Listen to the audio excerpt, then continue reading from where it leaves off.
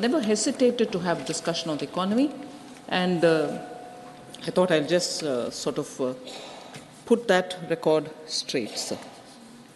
Sir, I'd like to begin by speaking about how the Indian economy fares in comparison to what is happening all over the world. Honorable members are aware that our second quarter growth has been very high. It's the highest in the world, and we continuously maintain that momentum of being the fastest growing economy. During the same quarter, July to September 23, the third and the fourth largest economies of the world contracted, sir. Germany contracted by 0.4% and Japan contracted by 2.1%. The other emerging economies, which are largely credited to be the engine of growth for the world as a whole, even emerging economies such as Vietnam grew by 5.33%, Malaysia by 3.3%, and Thailand by just about 1.5%. So when you compare all these developments around the world, and for India to have reached 7.6% in the second quarter is a very significant number that we cannot afford to miss. In just last 8 years, sir, India has become the 5th largest economy from being the 10th largest in 2014. So just in these last 8 years, we have reached the 5th largest in size. Sir, the activities are all across the economy. It's not as if one sector is doing well and on the back of that, because the temptation is to say that the services sector, particularly given the fact that the service sector in its software services and the newly coming in global capacity centers and so on, gives us the feeling, and also because the contribution of the service sector to the GDP is very high, touching almost 60%, there is a temptation to think, is this growth on the back of only one sector, whereas it's not. All sectors are growing and growing significantly for us to notice it. So because of the Make in India program and also because of the Prime Minister's production-linked incentive schemes, the manufacturing sector is also now significantly contributing to the economy. The manufacturing sector has registered the highest growth of 13.9% in quarter 2 of this year. Now, if that is one other point that we would like to notice, there is this emphasis that I like to place on the Purchasing Managers Index. Manufacturing number itself is 13.9% growing, but the Purchasing Managers Index in November 23 was 56, which is in the expansionary territory. Now, PMI has been in the expansionary territory for more than 29 consecutive months. So the sustained growth of manufacturing is very indicated by that. Now, again, a comparison for the manufacturing sector is comparatively, if you're looking at the major economies, including that of the United States of America, Australia, Eurozone, Brazil, China, and South Korea, they have seen a contractionary manufacturing PMI. Let's not miss this point, because all developed countries are all showing in their PMI, the Purchasing Managers Index, a contractionary terrain number. So just to highlight what I'm trying to say is, I've mentioned that 29 consecutive months we have seen the PMI in India in the expansionary territory, whereas in those countries, USA inclusive, they are in the contractionary trend.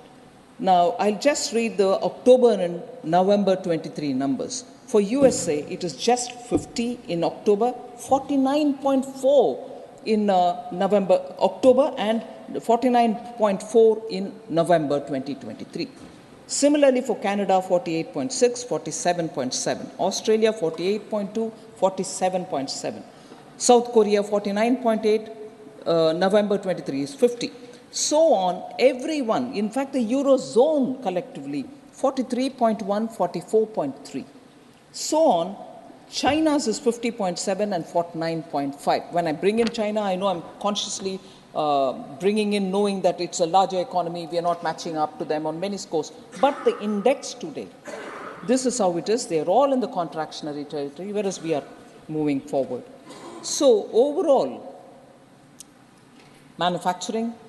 Now, what about exports? Overall exports in October 2023 rose by 9.43% year on year to US dollars 62.26 billions. So exports are also showing very clearly a sign to say that in spite of the consumption and also the demand coming down in the Western economies, our export is showing a growth. WTO halved the world's merchandise trade numbers. They said it's going to come down in 2023, and they said it will come down to 0.8%. India's merchandise exports in the same time has increased by 6.21% to 33.57 billion in October. So WTO tells you that everywhere it's going to come down to the level of 0.8%, whereas Indian merchandise export is going up, and it's gone up to 6.21%. Last year, sir, India was the world's second largest mobile phone manufacturer. We've exported $10 billion worth of mobile phones in 22-23. Now, passenger vehicles is very important. It's not the luxury item, it's a passenger vehicle. Middle class buys them. The export of passenger vehicles and commercial vehicles from India to many countries has increased. PV exports, therefore, increased by 15% to 6.62 lakh units in the year 22-23, compared to 5.77 lakh units in 21-22. Sir, as per the BCG report, made in India products are now seen increasingly. They're visible in the American supermarkets. Is that an indicator? Maybe not, maybe yes, but we can just gauge what is happening. In the American supermarkets, made in India products are now being increasingly seen in the shelves. While US goods imports from China have declined by 10% from 2018 to 2022, they rose by 44% from India during 18 to 20. Decline in 10% from China goods, whereas what we are exporting, merchandise, goods from India, has gone up by 44% to the US. All this is also indicative of the fact that the net direct tax collection is going up. Till November 9th, 10.60 lakh crore has been collected, 21.82% increase year on year. GST collection is now almost on a monthly average stabilized at 1.6 lakh crores. Last month alone, it grew by 15%. E-way bills, very clear indicator of economy being in a positive territory. E-way bills generation has hit another record, and that is highest record till now, October 2023. It crossed 10 crores for the first time since its introduction, surpassing the previous high of 9.34 crores in August 2023. So 10 crores in October, e-way bill generation. CapEx is a very important thing, because we from the government for the last 3 to 4 years have been increasing the public expenditure on capital asset creation. States' CapEx also grew in this period. I recognize that. It grew by 74.3% year on year in the quarter ending the first quarter of FY24. And that is largely because 50-year interest-free loans are being given to the states from the center, and that special assistance, which is 50-year interest-free, sir, we have released 1.3 lakh crores. We've made a provision of 1.3 lakh crores in the budget of 23-24. So that is also making states spend a lot more in their capital account, so that capital expenditure, infrastructure building gets a priority. All this has been recognized by even some of the global media who normally don't write much in appreciation of what is happening in India. But I would like to say that I'm sure the honorable members would have read the Wall Street Journal, S&P Ratings, Bloomberg, all of whom, while speaking very well about the Indian economy, sir, refer to the reform measures undertaken by the Honorable PM, taking his name. I would like to say this. Prime Minister Narendra Modi's efforts, this is quote, Prime Minister Narendra Modi's efforts to outrun China and transform India's economic model into one driven by manufacturing rather than consumption are creating a tailwind for infrastructure and heavy industry companies. So this observation coming from media houses, particularly those who observe the Indian economy at this time, surely gives the feeling that it is all across the board, the development, the kind of buzz which is around the economy. There can always be some points which I'll certainly come to, some honorable members raising issue of, it's actually not reaching some parts of the ground, water is not reaching, or this is not reaching. I'll come to addressing that. But the point on which all of us can take immense pride is something which I list out very quickly. I'm not going to spend much of our time. Where have we reached the topmost position in the world? Where are we in the second position? Where are we in the third position? I'll just list out those items and we'll know that this is across the board for all of us to feel extremely proud of, because this is an achievement the people of India are contributing towards this country. So India is the world's largest producer of milk, largest producer of pulses, dalhan, largest producer of jute, largest producer of sugar, real-time digital payments, largest number happen in India. India is also the second largest production of rice, of wheat, sugarcane, groundnut, vegetables, fruits, cotton, aquaculture, which is inclusive of seaweeds and lotus and so on, and also the marine products. So India is the second largest. Now, second largest again, manufacturer of mobile phones, producer of crude steel. In 2022 alone, sir, India alone registered an increase in production, while Japan, China, Russia, and US all witnessed a drop. They are the major producers. They see a drop in production, and we see not only see a growth, but we've reached the second largest producer status. Coal producer, second largest. Aluminium producer, second largest. And also, India is the second sought-after manufacturing destination globally, and this is because of a research which comes from Cushman and Wakefield. So the third position, I'll stop with the third, but then, and also one more on the fourth. Third position, sir, India has reached the third position in being the biggest producer of fish and fish products, fish-related products. 8% of global production happens here. Startup ecosystem, third largest. Automobile market, third largest. Pharmaceutical industry, third largest. Power producer, third largest power producer. Limestone producer, third largest power producer. When I say this, I'm just taking my mind picture back to that one day when the grid collapsed over the western part of the country, and we were running short of technology to handle it, and we also had shortfall elsewhere in the country, but no more of that. Today, India is the third largest producer of power. India also has, especially when we're talking of climate and green action and so on, ranks third in forest gain area. India has added 2.66 lakh hectares of forest area every year between 2010 to 2020.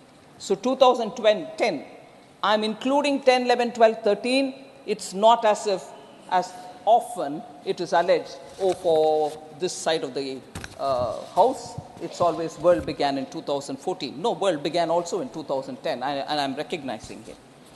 India stands fourth, sir, globally in renewable energy installed capacity. This is a very attractive number, and also to see where our initiatives are giving us tangible results.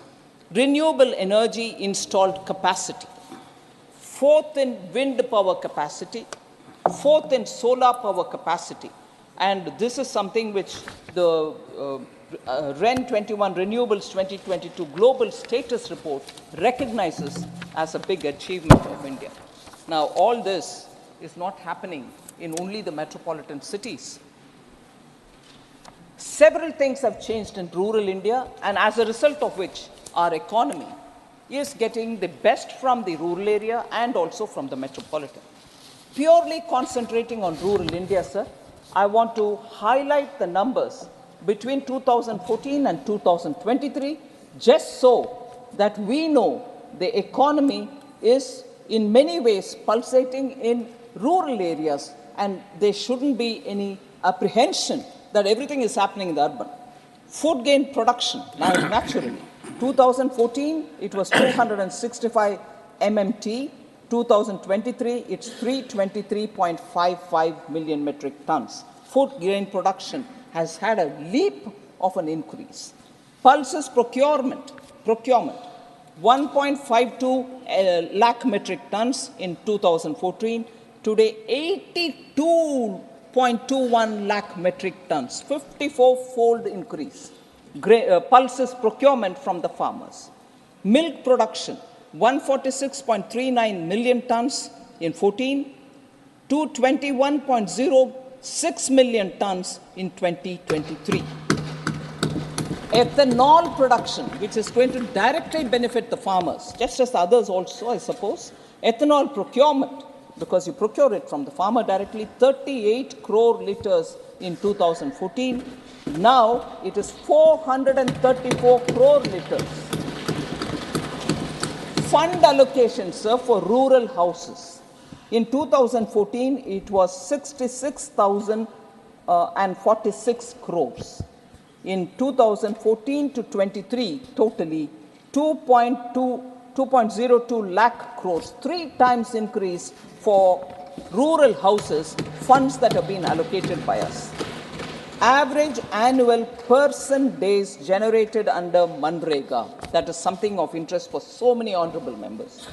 208 crore days in 2014, 248 crore days now in 2023. Sir, Gram Sadak Yojana, completed road length, 2014, 3.81 lakh kilometers. Now, 6.21 lakh kilometers. 2.40 lakh kilometers have been added on to the total which existed earlier. Agriculture budget, 2013-14, 21,933 crores. Now it's 1,25,036 crores, 5.7-fold increase.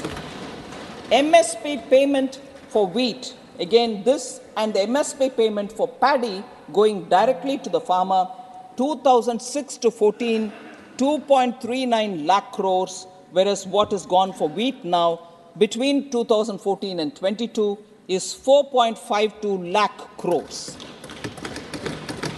The MSP payment for paddy is even more striking.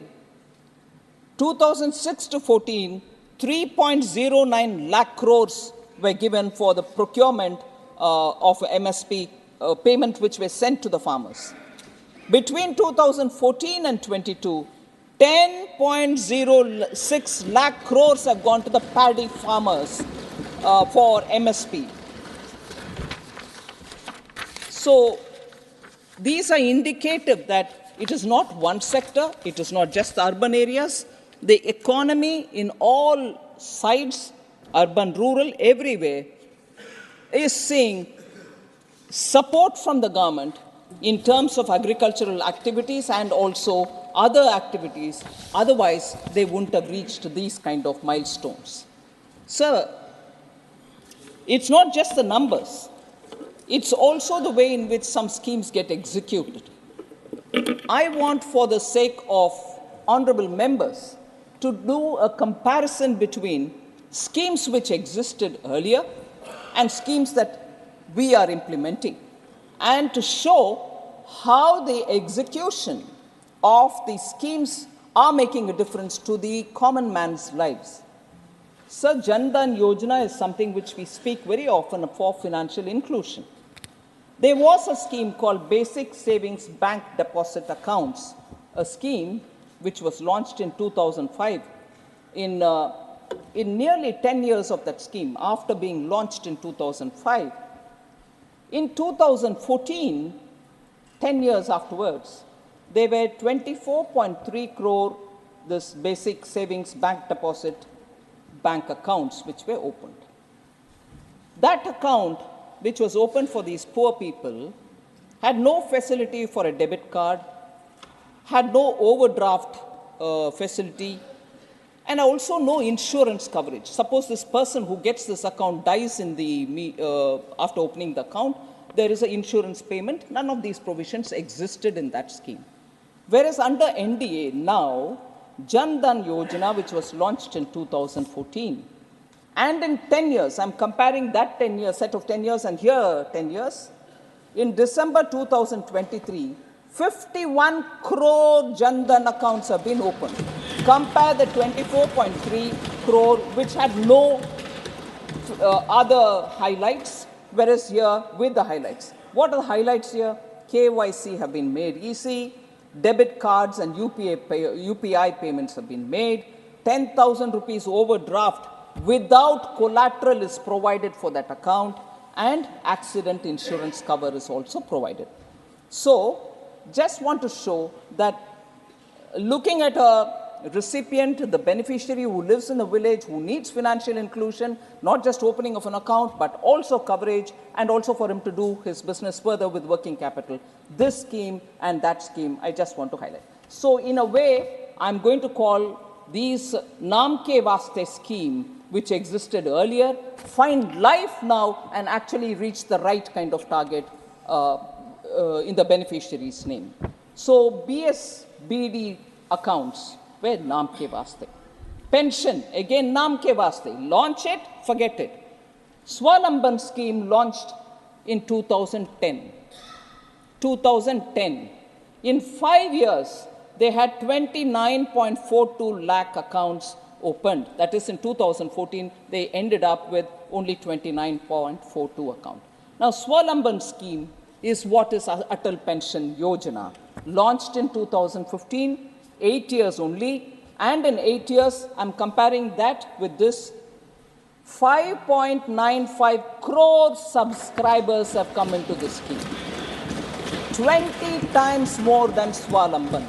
Again, a Naam Ke Vaste's program brought in and then left where it is. But if you invoke something here, they will say, oh, we've launched it, you don't credit us. Credit we will, but this is the performance. Jan Aushadhi Kendras. Jan Aushadhi scheme again was launched in 2008, sir. And in 2014, they had only 80 stores, 80 stores. In 2000, that scheme got continued. December 2023, sir, 10,000 stores have been opened in Jan Aushadhi. Where is 10 and where is this? And in the 10,000, now we've said we'll take it further to 25,000 Jan Aushadhi.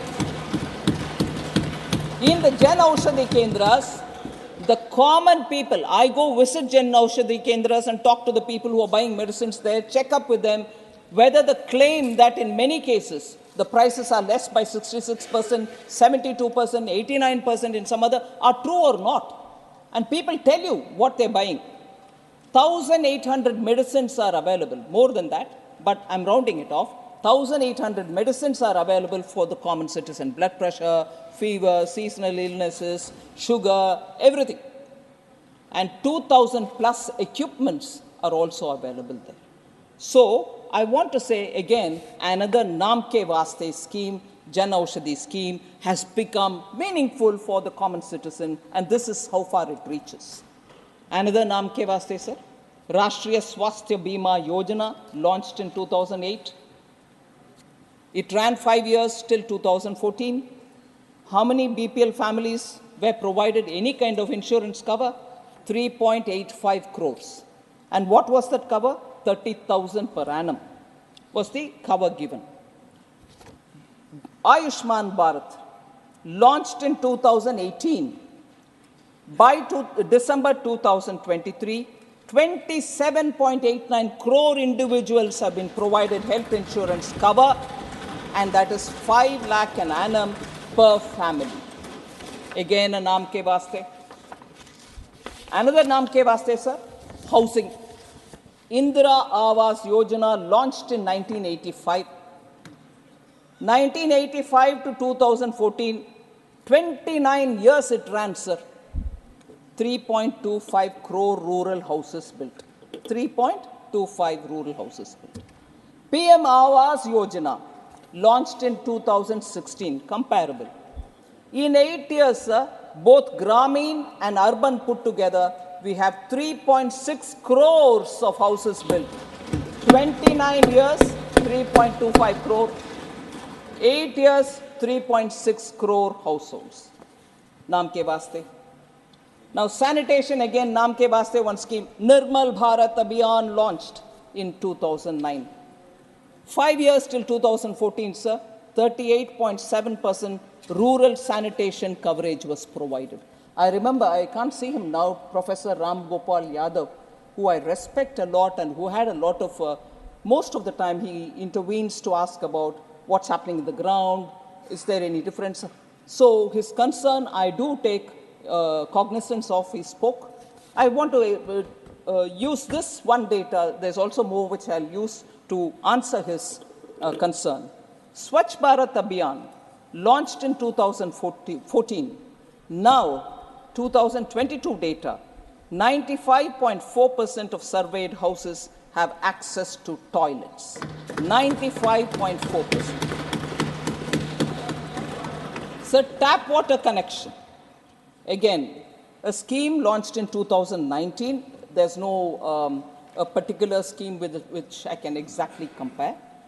3.23 household, 3.23 crore households. That is 16.82 of the total households had tap water connection in 2019. But when the Jal Jeevan mission took force, in December 2023, 13.75 crore households have been connected with water. That is, we started with 16.82 households, 82% of the total households. Now it is 71% of the total households which have got covered. So LPG gas cylinder, another Naam Ke Vaste. LPG connections were provided under Rajiv Gandhi Grameen LPG Vitaran Yojana. 5.82 lakh beneficiaries were there as of 1st June 2014.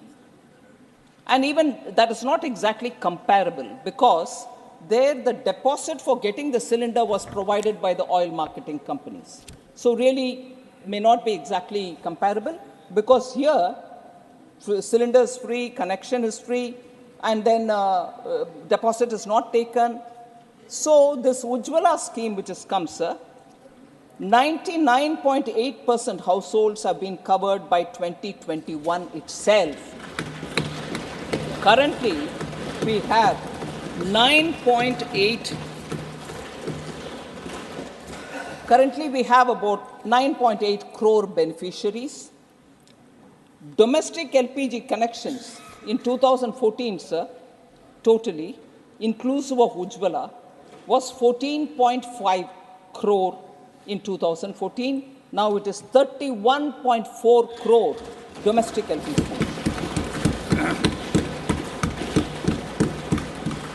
Schemes which didn't have an earlier equivalent, I just want to quickly run through to say how section after section of those who are deserving of government policy support have been targeted through specific projects, schemes, and as a result, groundswell is seen. I just want to highlight.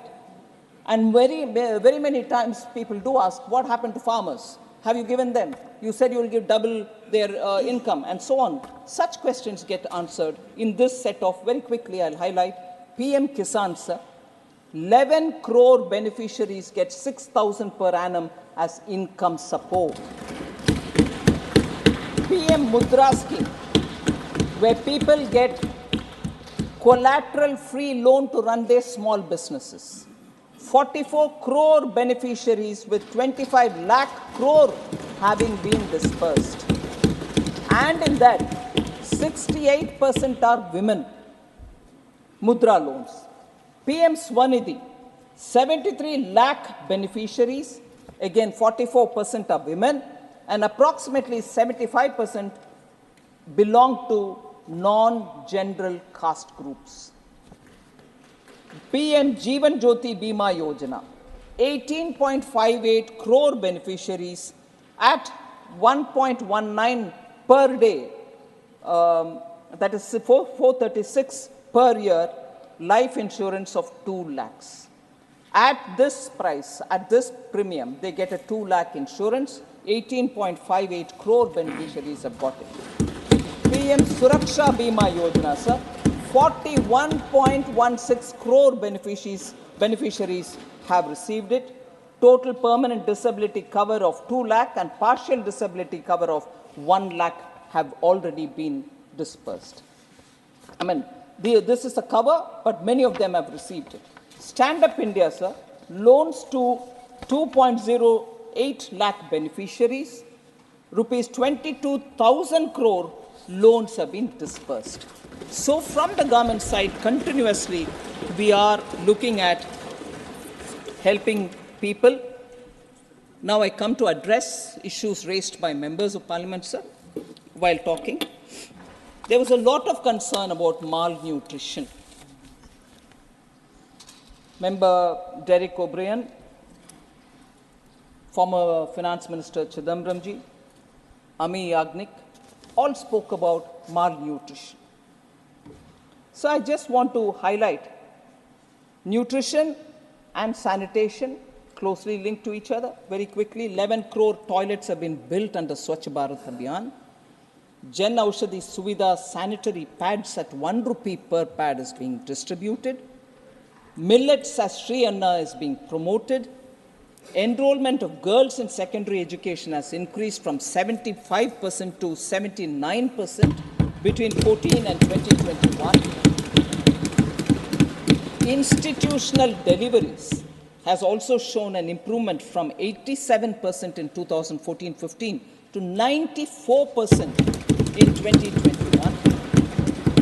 Percentage of first trimester antenatal care registration has shown improvement from 61% to 73.94% between 14 and 2021.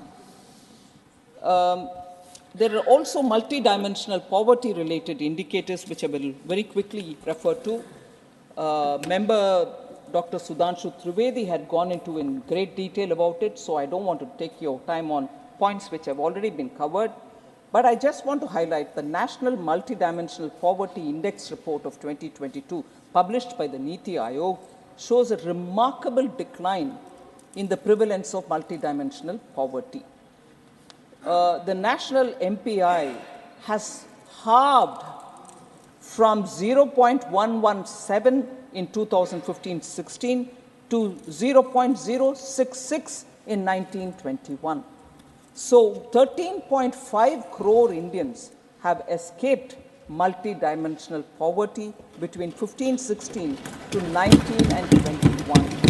13.5 crore Indians.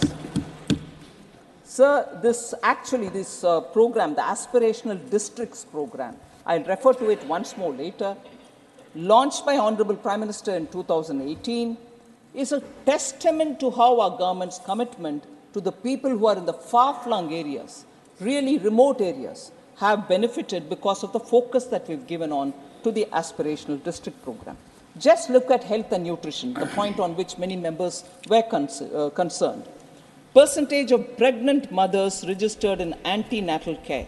In 2018, it was just 68%. I'm talking about the aspirational districts. In 23, it went up to 89%, sir, 21% improvement. Institutional deliveries, 69% has gone up to 90%. There's a 31% improvement. And also the PM Jandan Yojana, Jeevan Jyoti Bima Yojana, 7-fold increase and 5-fold increase in Suraksha Bima Yojana.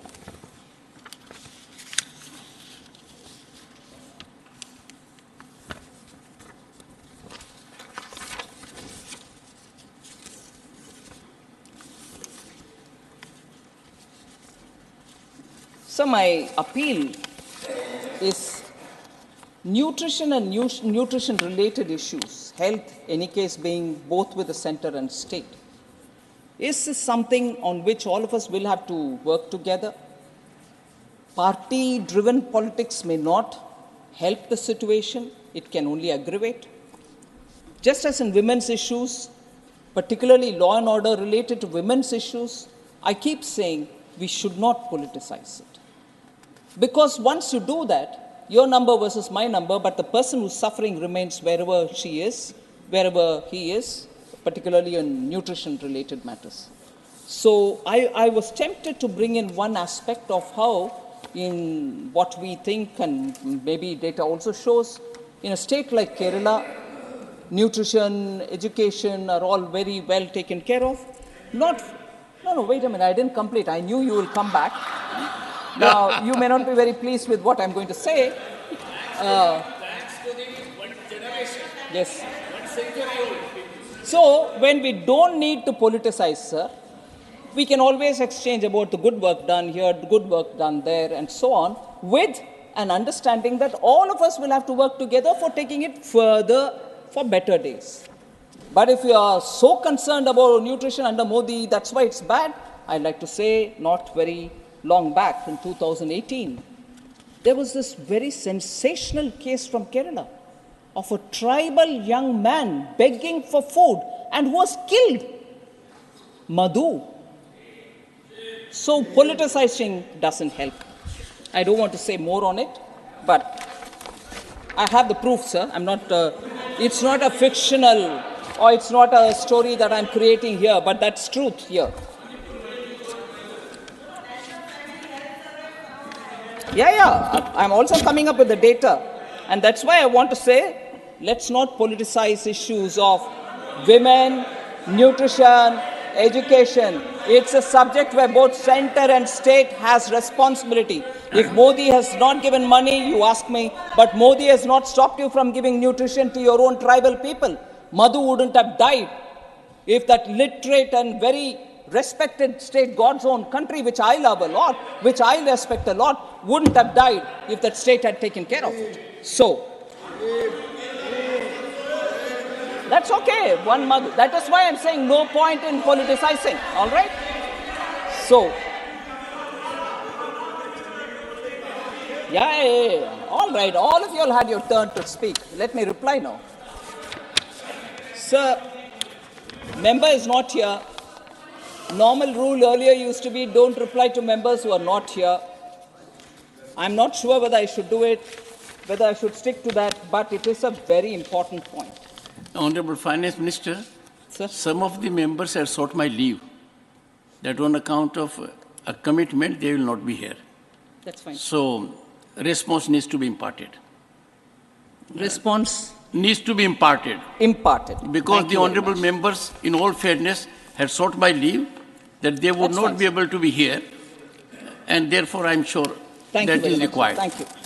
I just want to highlight that Honorable Member Derek Coburn had mentioned elections are won and lost. You win, we win, you lose, we lose. Let's compare equals. He said, our growth, your growth. But I want to say that comparison Elections are won, elections are lost. So you and us, and also the point that we have not won against them was underlined. Yes, of course, we have not won against them. But the point is very grave here, which I want to highlight. You may win an election, we may win an election. What follows soon after is a law and order issue. And that's where you are certainly not equal to us. You win an election being an incumbent, sitting in power, win an election, and after that, lawlessness, mayhem, clashes, sexual assault, brazen murders have happened in West Bengal. And they're not my words. High Court, Calcutta High Court has said, sir, and I'm quoting, in 60% of the cases, FIRs were not registered. Therefore, total cases of violence understated, unquote. This is the Calcutta High Court's observation. So what is the comparison? I win, you win. We all win means my cadres, ordinary citizens, are at risk. They get raped, they get murdered, their houses get burnt. So don't you compare. Don't you compare.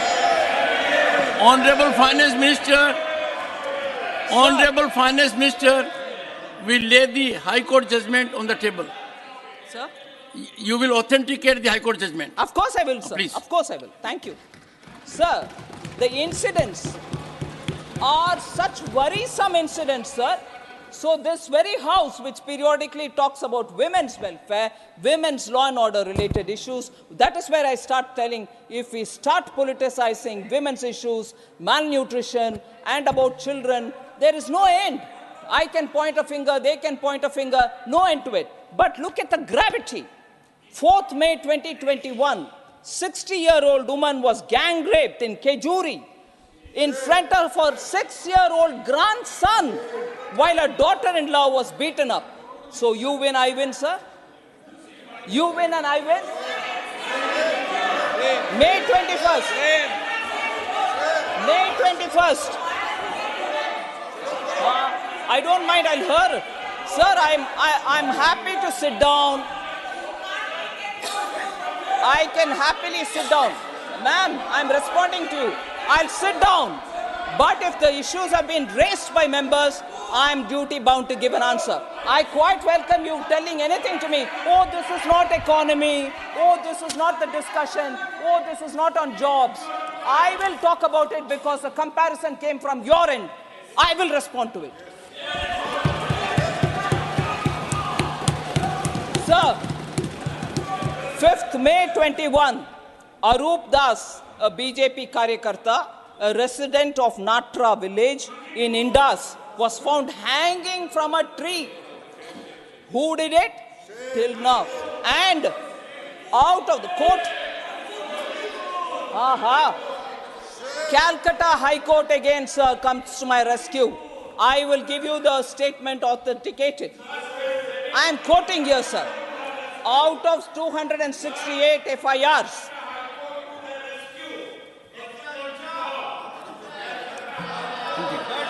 sir, I heard all members speak.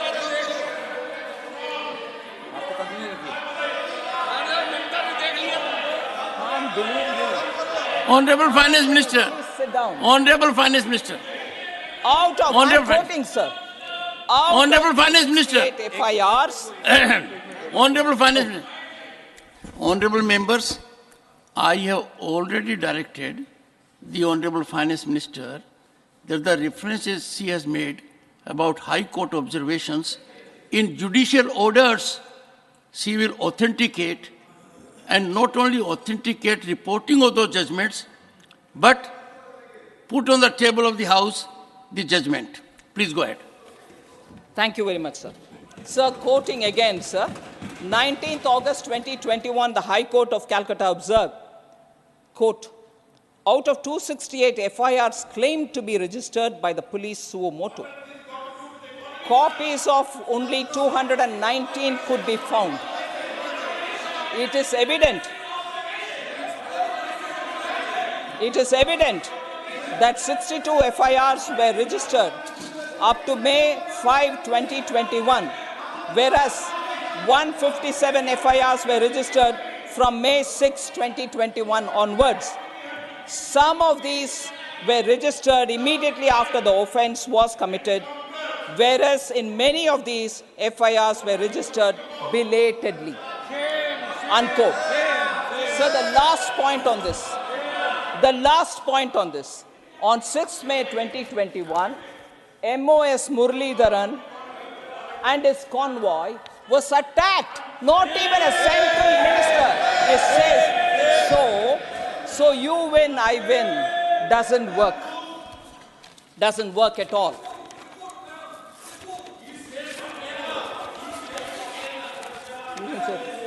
All right. Sir, I'll come to responding to some of the observation made by Honorable former Finance Minister. And if you'll allow me, if you'll indulge me with a light-hearted banter, if I may use.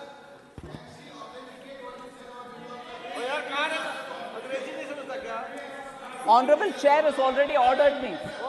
I ordered. There is already a direction. Yes, and I'll look into it after I go through it. Please.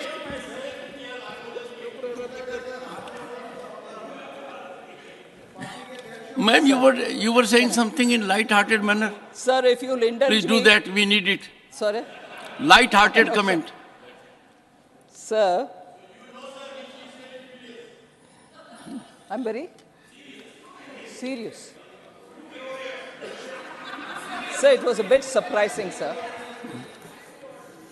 It was a bit surprising, and it was also uncharacteristic, I would say, to see the former finance minister, who's very senior, highly educated, was in the prestigious Harvard University even in 1968 when I was in primary school.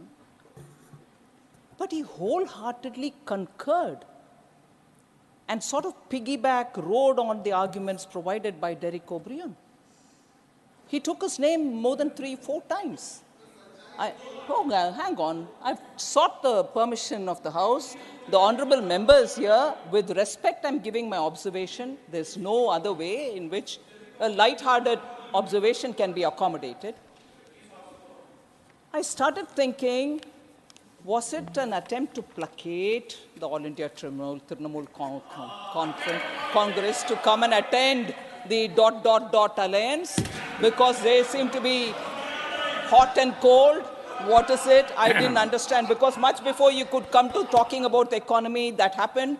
And I said, oh my God, now this is all between All India Trinamool Congress and Congress. The dotted alliance needs them. And they seem to be hot and cold. Take it. Oh.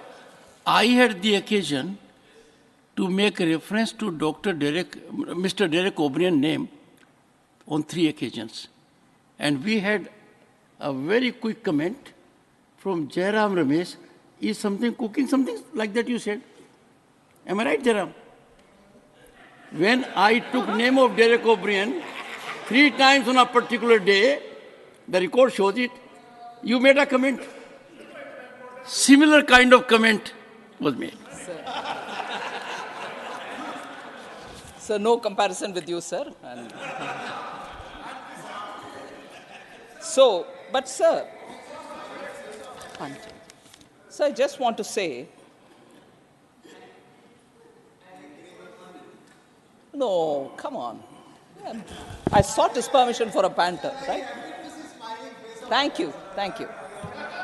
So the former finance minister made a very linear comparison as to how the GDP has grown from 1991-92, 25 lakh crore, and then 50 lakh crore, and then 100 lakh crores, and so on, and then wondered if I will say that by the end of 23-24, India will have 100 lakh crore as the GDP.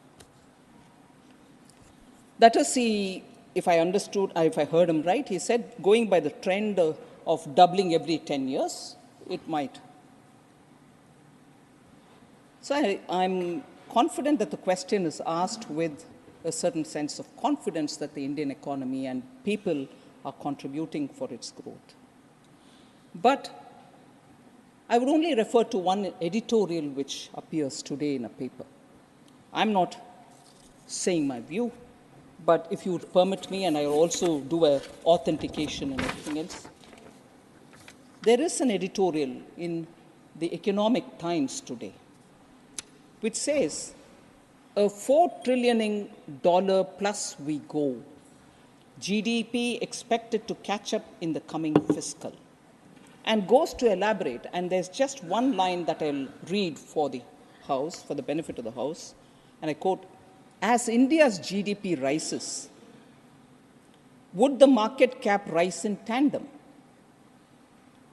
Though there is no direct correlation, there could be significant wealth effects that provide tailwinds to the economy. Retail investors own 10% of the equity, about $400 billion, and their share has been rising. That should help consumption, which accounts for close to 60% of the GDP. So, linking that to the growth of the GDP itself, this write-up, which is an editorial in a paper, which is a pink paper, which observes the Indian economy, we get a picture and a probable answer to the former finance minister. Sir, then the worker population ratio was also another issue that the Honorable former finance minister raised. I just want to highlight incorrect it was for him to suggest that the worker population ratio has not improved. There is, obviously he's done some kind of a, if you permit me, whimsical calculation there and then, and which serves him well, and the interpretation is not right. As per the PLFS, that is the Periodic Labor Force Survey, WPR, the worker population ratio, that is the share of the employed in the total population, has increased to 56% in 2022-23 from 46.8% in 2017-18. And I underline the fact that this is post-COVID, that it has gone up to 56%. So there is an increase in the worker population ratio, and this is government's data. So youth unemployment rate, that is the age between 15 to 29, has declined. Unemployment rate has declined to 10% in 2022-23 from 17.8% in 17-18. So there, the unemployment is also declined, while youth LFPR has expanded from 38% to 44.5% over the same period. So unemployment is coming down. You have the data to show it's also, employment is also going up. In fact, sir, WPR in 2005 was 42%, which fell to 38.6% in 2011-12. So fall happened then. Then, despite a COVID, which is a once-in-a-century pandemic, we have revived the employment, and the data shows that very clearly. And also, sir, the various schemes that we have, Mudra or Swanidhi and so on, are promoting self-employment, particularly the lower sections of our society. More than 25 lakh crores have been dispersed to over 44 crore Mudra accounts. 68% of them are women. They do their own business and probably employ one or two more people there. 73 lakh street vendors have availed of cheap credit under PM Swanidhi program, and even in that 44% are women. So I think the hard work and the entrepreneurial spirit of the Indian youth who go in for small self-employment cannot be ignored at convenience and cannot be raised saying, oh, the poor are without jobs at some other time. There should be some kind of a alignment. So this was raised by very many members, other than former Finance Minister Kanimuri, Dr. Ashok Kumar Mittal, and also Sujit Kumarji, Jose K. Money, all of them had raised this issue. So the attempt to bring more employment, self-employment among women is also shown by the program that has been recently launched.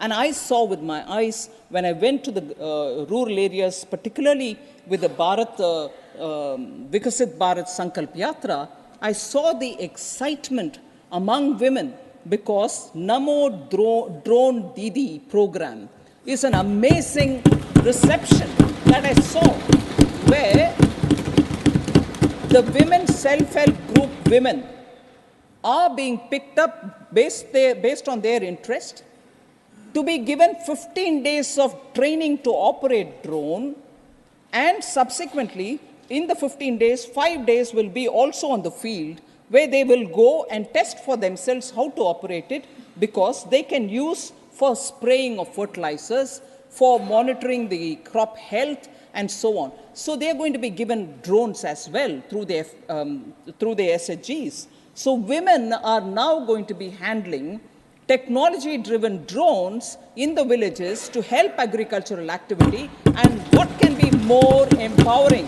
for the women in the rural areas? Government's idea is to distribute 15,000, provide 15,000 drones to self-help groups, and for this an outlay of 1,261 crores. This scheme is 100% funded by the central government for a period between 2024-25 and 25-26. 2 years, this scheme will reach all the women in the rural areas so that they're trained in technologically handling this drone. Sir, concern has been expressed about inflation and inflation management. Quite a few members, Rajiv Shuklaji, Ashok Mittalji, Derek O'Brien, all raised the issue. So average inflation during 2014-15 up to 2023-24 has only been around 5.5%. Now, since 2014, the retail inflation breached the number and reached the highest point of 7.79 in April 2022. I concede that. But by contrast, of course, because that is important to remind ourselves, that between 2004 and 14, the average inflation was 8.1%. So I just want this number to be in the back of our minds. And in between 2009 to 14, 2009 to 2014, the average inflation was 10.4%, double-digit inflation. So I just want that to be highlighted. We have taken quite a few steps to make sure that I know the Consumer Affairs Minister, the Food Minister Piyush Goyal, the Leader of the House, has been on and off releasing pulses, on and off releasing onions from the godown, from the buffer stock. Procurement and distribution of tomatoes and onions are happening as and when there is a need. Imposition of stock limits have been on pulses and wheat. Our trade policy also sees changes so that our buffer is kept safely for ourselves. And import restrictions and quotas have been introduced on specific commodities. More than that, sir, you would recall that the Honorable Prime Minister, before Raksha Bandhan, had brought down the price of cylinders by 200 rupees. And this impacted 9.8 crore Ujjwala beneficiaries, and who now get 300 rupees subsidy, and the cylinder costs 603 rupees only for them. And similarly, it has been mentioned by several people, the PM Garib Kalyan Anna Yojana provides 81.35 crore beneficiaries for the next 5 years food grains for free. Contrast this with those states which, when we reduced the duty on petrol and diesel, did not reduce, and some of those states were lost by those ruling dispensation because it kept the price very high. And I would just recall that Punjab, Rajasthan, were all such states who refused to budge. On the contrary, Punjab even raised the price. So, Himachal also. So, these are states which are going against the well-being of the poor, but question us, saying, oh, you're not taking care of the poor. Why wouldn't you want to reduce the price? We have done it 3 times, and now it's come down to 603 per cylinder, sir.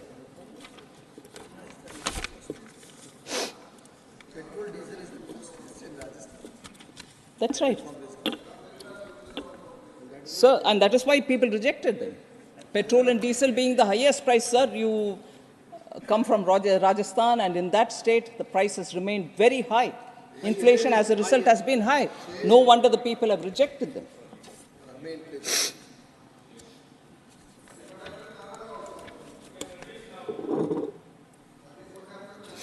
So there were concerns expressed about savings in the economy. Quite a few members had spoken about it. Household savings are also going towards asset creation. I want to bring that dimension in because it's important for us to recognize that when households do have some money in their hand, they also want to invest in assets such as having a own house. Then households added net financial assets of 22.8 lakh crore in the year 21, financial year 2021. Nearly 17.0 lakh crores in 22 and 13.8 lakh crores in 23. This can't, of course, be seen in isolation.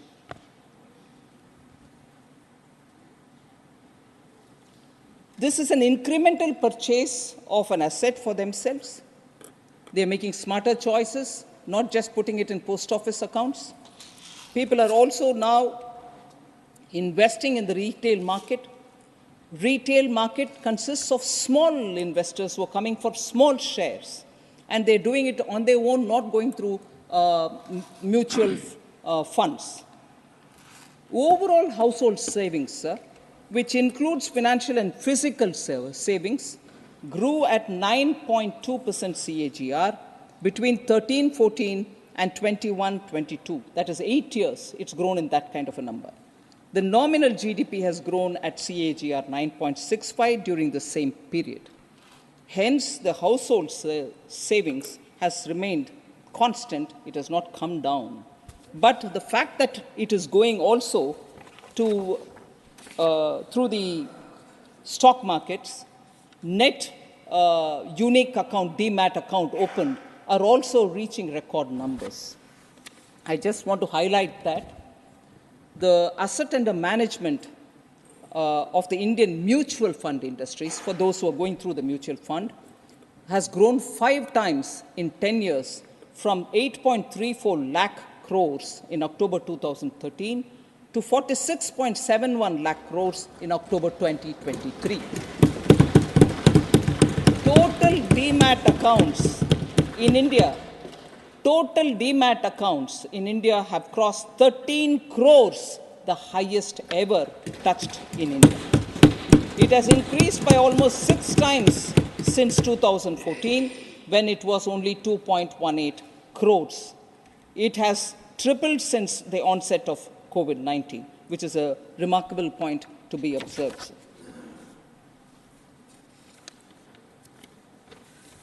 So there was also a lot of concern about US dollar strengthening against the Indian rupee.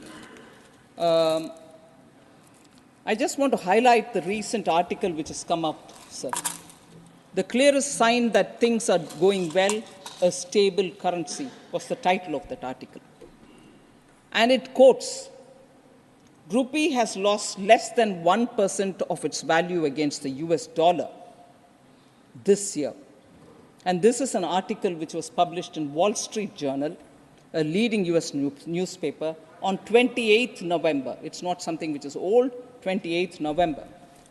The title of that article was interesting. It said, virtually everything has gone right for India. And in that it says, Rupee has lost, and I quote, Rupee has lost less than 1% of its value against the US dollar this year, compared with the decline of more than 3% for the Chinese yuan, a roughly 9% fall in the South African rand and an 11% slide in the Japanese yen. Indian economy is benefiting from reforms put in place by the government of Prime Minister Modi, unquote. This is Wall Street Journal telling about the Indian rupee versus the US dollar. And I'd like to recall that several months ago, I spoke about the Indian rupee standing up to the dollar and the dollar's value going up, but the rupee not losing value. There was complete mockery at me, saying, oh, how can this be? That goes up and you don't come down. Please do read. Then you'll know why the Indian rupee stands stable against an ever-increasing dollar. And that cannot happen unless the Indian economy and its fundamentals are strong. It's not a fiction. It's not a fiction of my imagination.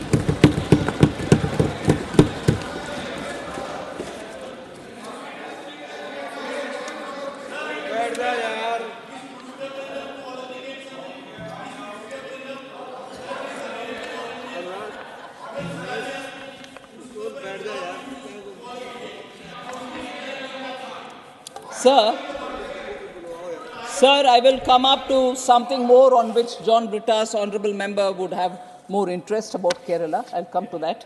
So reserve some energy for that. So the next question was about,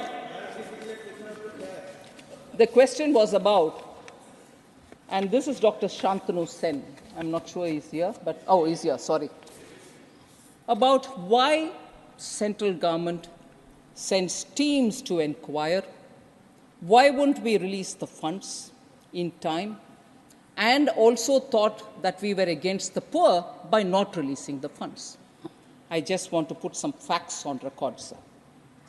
A central team was sent for an inquiry on January 22nd, 2019 to 2019, January 24th, 3-4 days. They visited about 6 gram panchayats. I'm just giving you this as one of the examples. This team visited 6 gram panchayats in 4 blocks in Purva Bardhaman and 7 gram panchayats in 3 blocks of Hooghly district, and a total recovery of 484.27 lakh was reported. 484.27 lakh was reported. Now, the state government after that sends a action taken report because that was sought from the state. And the action taken report says that the state government had deposited the recoverable amount from the state treasury. However, recovery has not been made in toto from each and every defaulter, which is not acceptable. It's a double whammy if you ask me. Money has gone away from the treasury, God knows to where. And when that is questioned even by the CAG or by the inquiry teams, quickly that money is made good by putting it from the treasury into the account where it has to go. You're using the taxpayers' money to make good a leakage which has happened. And when the leakage is spotted, that money is not getting recovered. That money is being made good by another set of public taxpayers' money. How good is this? Who's taking away the poor people's money? And when this is questioned, we are accused of not helping the poor. Sir, the action taken further says the action taken, such as FIR, disciplinary action against officials, dismissals, etc., are against very low-ranking panchayat level officers, and no case against the district level or senior officers has been made. Then, the other kind of thing which got noticed was existing work is getting shown as work done under Manrega. That work is already done and it is there. You're re-putting it under the Manrega account. Is it wrong to highlight it? This was double accounting. So, when you question us, saying you have not released money, you are sending teams. The teams are finding all this out. So, existing work gets fraudulently shown as work done under Manrega. And you also, even worse, sir, a state which had a long tenure of communists, and who question everything done here should be questioning some things which is happening in Bengal. Private tea estate gets road done under Manrega, sir. Private property gets worked under Manrega. Communists couldn't even raise it. And when we raise it, hurray, how can you use Manrega money for doing a private laying of the road in a tea estate which is owned by a large tea estate owner? People talk to us about you only benefit one or two big companies. What's this, sir? What is this, sir? So, I want very clearly correction to be done in favor of the poor. Correction to be done in the name of using public money responsibly. And that is where we've been asking questions. And that is where answers which come don't give you complete answer. So I'm sorry, the teams have come. 19 is when they went. 5 years are going to get over. Now you keep asking us without correcting course. Is it wrong, sir, in this house to raise questions about public money? It's our business, all our business, to make sure the money goes to the right people. And that is why Honorable Prime Minister says, adopt technology, use DBT, put it into the account of the common man. Doing that in the first few years, DBT gave us 2 lakh crore advantage in that pilferage was stopped. Adopt such methods rather than continuously pointing to us saying, no, you're not giving money. That is going there in Bengal. They go to the street to say Modi is not giving money for the poor. Who's not giving money for the poor? Leaked money is getting filled by taxpayers' money. Is that serving the poor? Sir. Cut money. Sir, again, Professor Ram Gopal Yadav. Sir, Professor Ram Gopal Yadav and also Ajit Kumar Bhuyan, independent from Assam, have all been talking about private final consumption expenditure in the GDP. I would like to say it stands at 58.5% in 22-23, the highest since 2006-2007. The gross fixed capital formation, the share of the gross fixed capital formation in GDP stood at 34% in 22-23, again highest since 2013-14.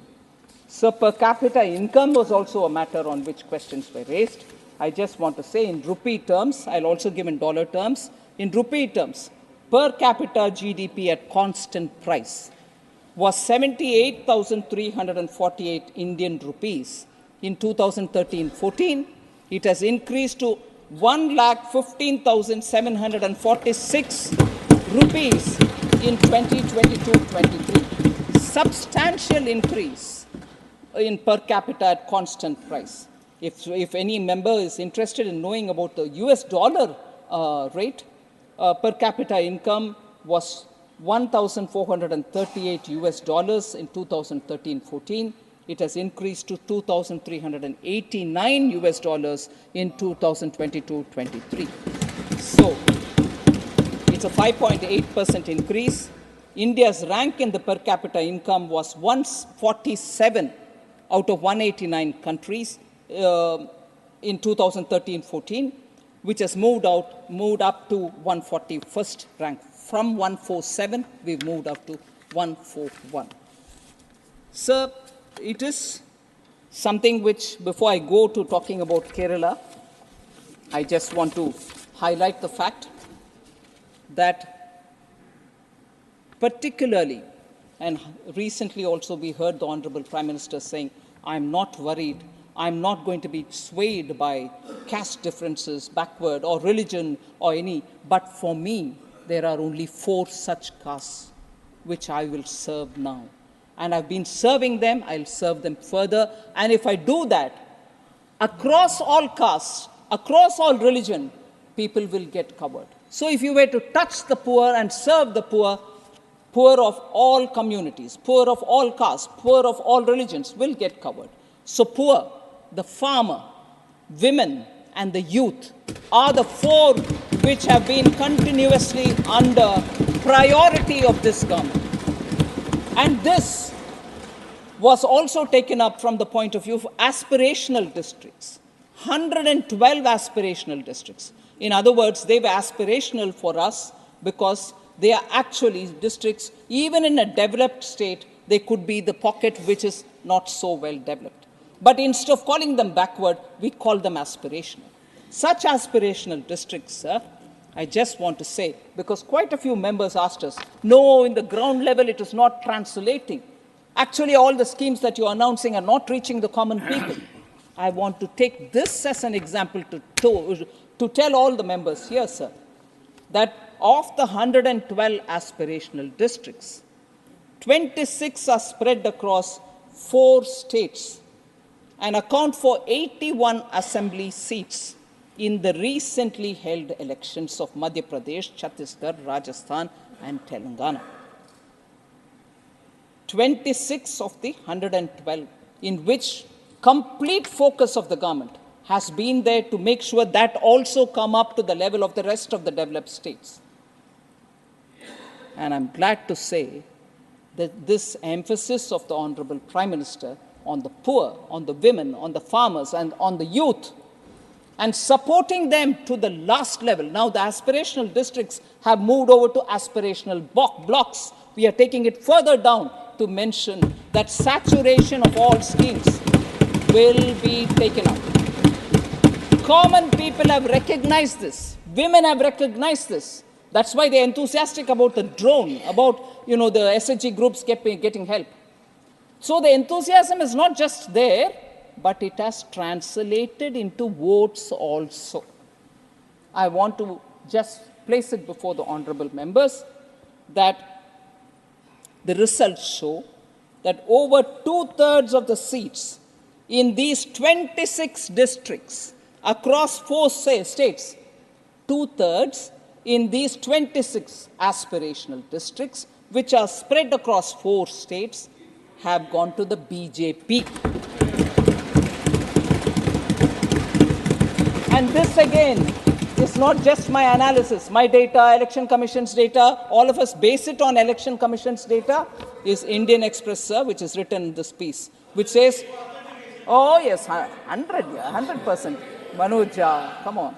So, focus on women, focus on backwardness, focus on poor, focus on youth, focus on farmers.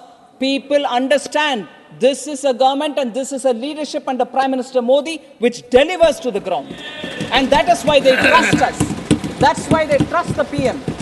And that is the bharosa with which we are bringing in these kind of ground level difference in the quality of life. So the last, which I've been seeking your indulgence, is to say quite a few honorable members spoke about Kerala and Tamil Nadu, unfair treatment on account of perceived inequality and so on. I just want to highlight just 5 points. I won't go into details. The 5 points are, sir, we give so much but we don't get. Doesn't add up. States receive 100% of the state GST. States receive 100% of the state GST collected in that state. Nobody touches it. Approximately 50% of the IGST, which is collected for the transaction between states, is given. Approximately 50 goes to the states. And 41% of the central government share of the GST, CGST, is also devolved to the states based on Finance Commission's recommendations. So tax devolution, which is suggested by the Finance Commission, tells very clearly that 100% of what you collect in GST is with you, 50% of the IGST goes to you, 41% of the central GST also goes to the states. One. Second, industrialized states like Tamil Nadu have very many companies which are registered there, but which have pan-India operations, and they have concurrent tax payments. Example, sir. Tamil Nadu is one of the leading automobile manufacturing states. We all know that. Manufacturers make profit because these automobiles are sold across India. So you pay the tax, all of us pay the tax. And similarly, plantations from Kerala make profits selling their products to all over India. This explains why location of direct tax collection may not be fair and equitable principle, may not be on the fair and equitable, because the money comes from everywhere, but the tax is paid in the state in which they are registered. So if automobile companies are registered in Sri Perumbudur in Tamil Nadu and they pay their tax from there, it's not just that Tamil Nadu tax money is in it, all our tax money is in it. So when we say each state has, I've contributed this much, what have you given back? I want to say the tax is from all Indians, sir. Your company is registered there and you pay your tax. So let us think about it. Third, sir. Third, sir.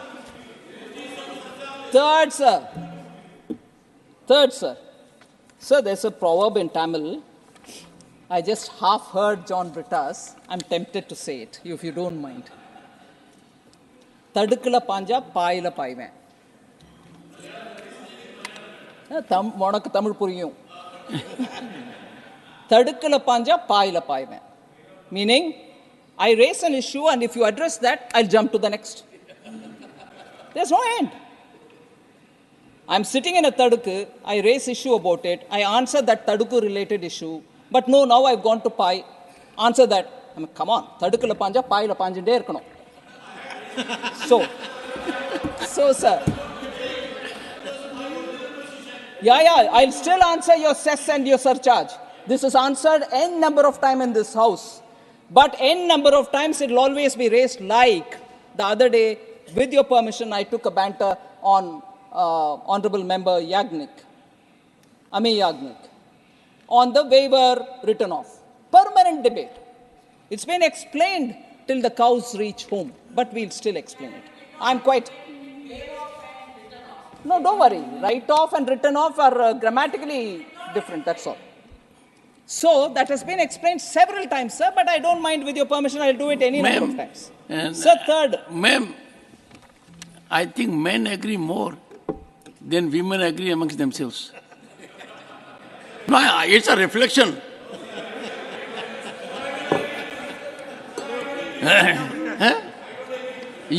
Have you ever agreed with me?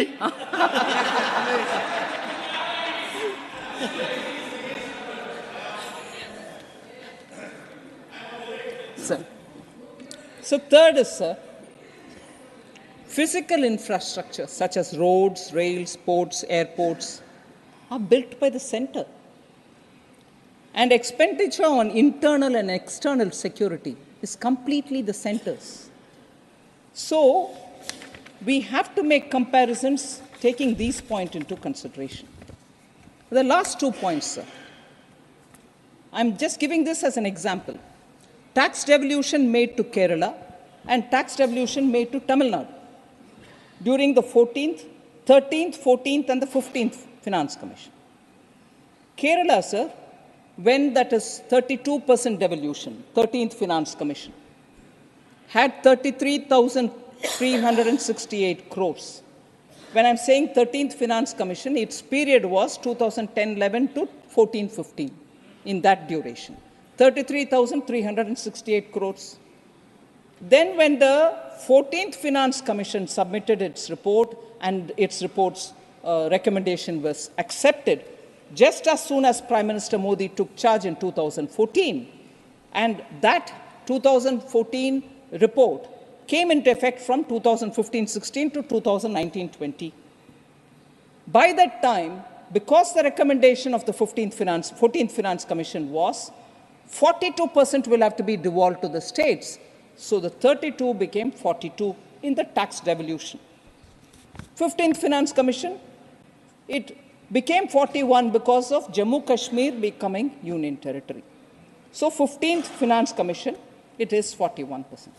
And 15th Finance Commission term, which is running now 2021 to 25-26. So I'm reading the numbers for those 3 Finance Commission terms.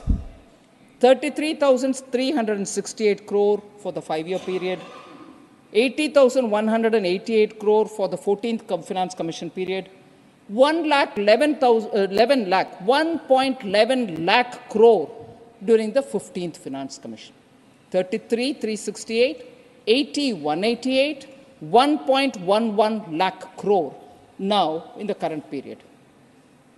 Tamil Nadu, sir, during the same time, 70,825 during the 13th Finance Commission's time, 1.29 lakh crore during the 14th Finance Commission, which ended in 2020, and during the 15th Finance Commission, 2.36 lakh crores. Just see the amount. And where are we being told money is not getting devolved? You are getting the money. Sir, then the last point, sir, the fifth one, the credibility of this government, sir, is to financially empower the states can also be engaged from the fact that an issue which was pending from 1996-97 till 2014-15 happened, nobody touched it. That was actually money belonging to the states. Nobody touched it. It was lying as a pending amount, tax dues amounting to 81,645 was lying there.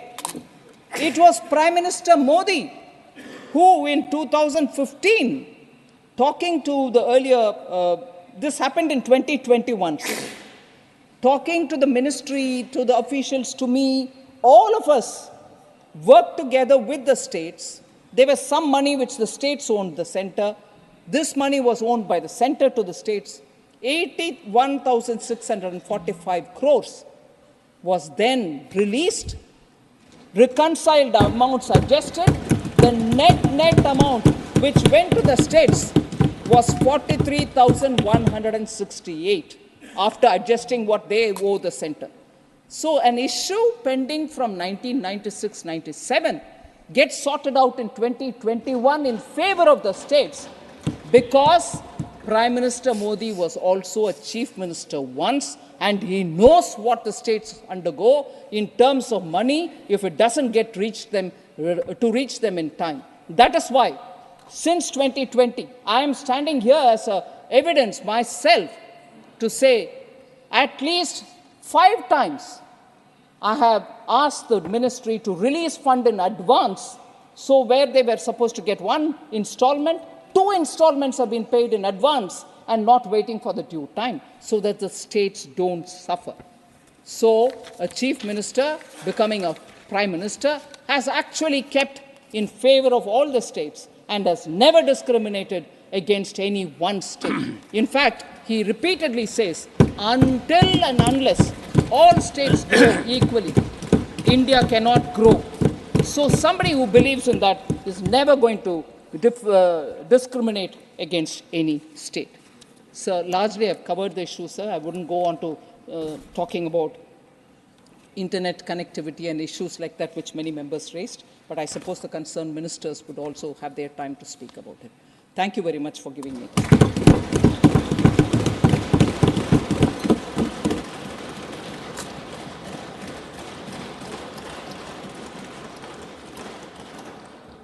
Honorable members, it is already 5:30 p.m.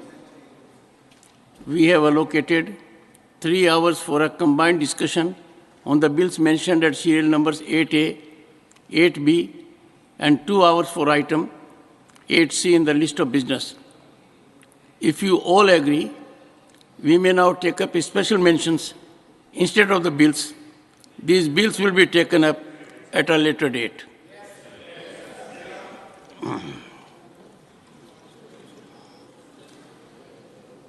Special mentions. Shri K.R.N. Rajesh Kumar, Shri Kamakhya Prasad Tasa,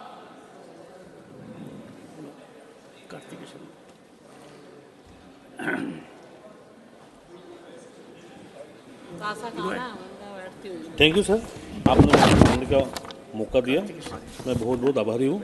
sir मैं Sir, in the last landscape war, tea gardens of Assam, Tripura, West Bengal, Tamil Nadu, Kerala, a unique challenges presents itself. Educated youths have with no land and no income. No land, no income. The problem is seen especially in Assam, Tripura, and West Bengal.